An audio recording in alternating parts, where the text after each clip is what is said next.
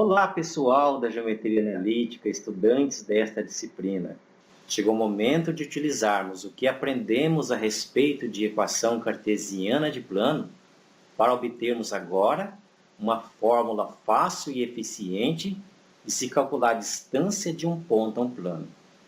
Trata-se de um assunto bastante simples, mas requer atenção para que você possa aprender de maneira eficiente a utilizar a fórmula que aqui nós vamos deduzir. Bom estudo a você. Vamos adiante, então.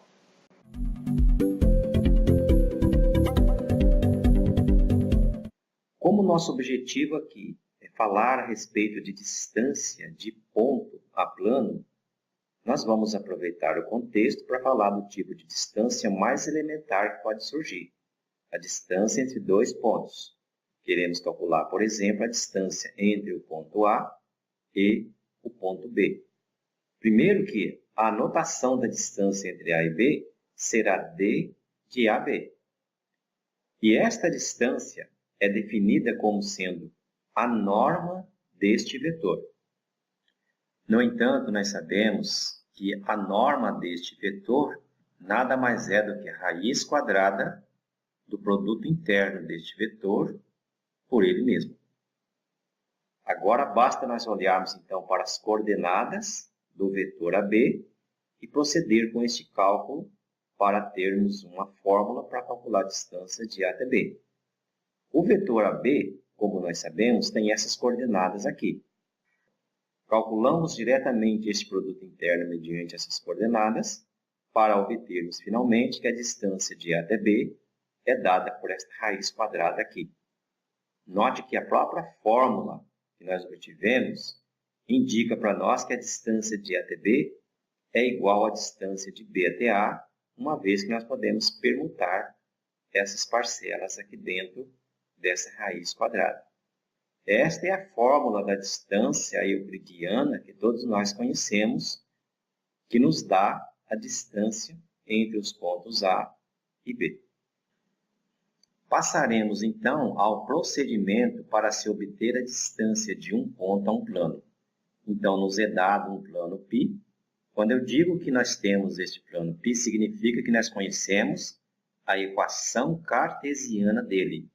E eu quero calcular a distância de P0 até este plano. Primeiro que a distância é o comprimento desse segmento aqui. E nós vamos denotar por d de P0 a π como sendo essa distância. Note que este P1 não é um ponto qualquer. Ele é justamente a projeção perpendicular de P0 sobre o plano π, que dá origem a unicamente um ponto que nós chamamos aqui de P1. Para obter essa distância, eu vou usar a seguinte estratégia. Eu vou escolher um terceiro ponto que eu estou chamando aqui de P2 sobre π. Como que eu escolhi esse ponto? De modo arbitrário. Peguei um ponto aleatoriamente em cima de π. Agora, eu quero olhar para o triângulo retângulo determinado por esses três pontos distintos e não colineares. E calcular o cosseno desse ângulo amarelo. Por quê? Porque o cosseno desse ângulo amarelo é a relação trigonométrica que vai envolver diretamente a distância que eu quero calcular. Então, olhando para o cosseno desse ângulo, eu tenho que ele é a norma do cateto adjacente ao ângulo dividido pela norma da hipotenusa. Lembrando que o cosseno do ângulo formado entre dois vetores pode ser um número negativo, para evitar essa situação eu vou pegar esse cosseno aqui em valor absoluto, porque o valor absoluto desse número é o quociente desses dois números reais. Note agora que a norma deste vetor aqui é, na verdade, a distância de P0 até π. Ou seja, este valor absoluto é igual à distância de P0 a π dividido pela norma da hipotenusa. Isolando-se, então, a distância, nós temos que ela é igual à norma desse vetor vezes o valor absoluto deste cosseno. A expressão do lado direito é quase um produto interno. Só falta aqui a norma de P0, P1, para isso virar um produto interno. Com o objetivo de obter esse produto interno, eu vou multiplicar essa expressão e dividir ao mesmo tempo pela norma deste vetor aqui, escrevendo a distância de P0 a π neste formato. Agora, esta expressão aqui, produto desses três números reais, é o produto interno entre este vetor e este daqui. Ou seja, a distância de P0 a π agora é o valor absoluto deste produto interno dividido por esta norma. Em resumo, nós então deduzimos que a distância do ponto P0 até o plano π é dada pelo valor absoluto deste produto interno dividido por esta norma. Este é o momento do nosso raciocínio que nós precisamos olhar para a equação cartesiana do plano π, que é essa daqui, da qual eu deduzo que este vetor é perpendicular a π. Logo, nós temos dois vetores perpendiculares ao plano π. Um é este vetor normal e o outro é P0, P1 vetor. Logo, estes dois vetores sendo perpendiculares ao mesmo plano, eu deduzo que este P0, P1 é um múltiplo escalar do vetor n. Então, eu vou usar essa expressão desse vetor e colocar na fórmula da distância que nós acabamos de obter. No lugar de P0, P1, eu vou entrar com lambda n. Quando eu faço isso, o lambda que aparece em cima sai em valor absoluto, por causa desse valor absoluto que já tem aqui em cima. E embaixo também vai sair em valor absoluto devido à propriedade de norma que nós temos. Portanto, esses dois valores absolutos se cancelam e nós chegamos então que a fórmula da distância do ponto P0 até o plano π é dado por este valor absoluto dividido pela norma do vetor normal plano π. Interessante nós observarmos aqui a importância dessa fórmula que nós acabamos de deduzir. Primeiro que ela depende exclusivamente do plano π e de P0. De fato, n é o vetor normal do plano π e P2 é um ponto arbitrário de π.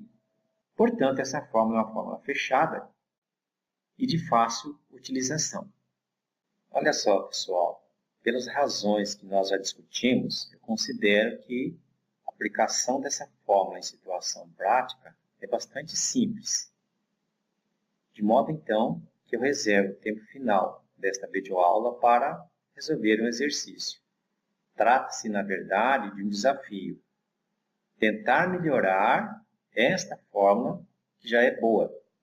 Ou seja, nós queremos uma fórmula para calcular a distância de P0 até π, envolvendo tão somente coordenadas de P0 e coordenadas presentes na equação do plano π. Para isso, nós vamos olhar mais uma vez para a equação cartesiana de π, olhar para o seu vetor normal para calcular o produto interno que aparece na fórmula da distância. Observamos que este vetor possui essas coordenadas aqui. Portanto, já que nós conhecemos as coordenadas de n e de P0 e P2, nós podemos calcular o produto interno que aparece na fórmula da distância. E este produto interno é, então, este número real que aparece à direita desta igualdade. Reagrupando os números que aqui aparecem de modo conveniente, nós temos que o produto interno de n com este vetor é a soma dessas três parcelas menos este parênteses. Agora veja só, ponto P2, Y2 e 2 é um ponto do plano. Logo, as coordenadas de P2 satisfazem a equação do plano, que é essa daqui. Equivalentemente, significa dizer que a soma dessas três parcelas aqui é menos D. Portanto, o produto interno desses dois vetores é menos d menos esse parênteses. Como a fórmula da distância envolve este valor absoluto, estes sinais negativos desaparecem para obtermos ao final que a fórmula da distância de P0 até π é dada por este valor absoluto dividido pela raiz quadrada de a quadrado, b quadrado, c quadrado, que é a norma do vetor normal ao plano π. Note então que essa fórmula que nós chegamos ao final é muito melhor do que a fórmula que nós obtivemos antes, porque ela nos apresenta uma expressão explícita envolvendo o ponto P0 e a equação do plano π. Em particular, note que quando P0 pertence a π, este número real que aparece dentro desse valor absoluto é zero, como nós esperávamos, já que o P0 pertence a π. Deste modo, então, encerramos aqui mais uma videoaula onde nós tratamos da distância de ponto a plano. O resto é com vocês, bom estudo, procure praticar a fórmula que você acabou de aprender. Até o próximo vídeo.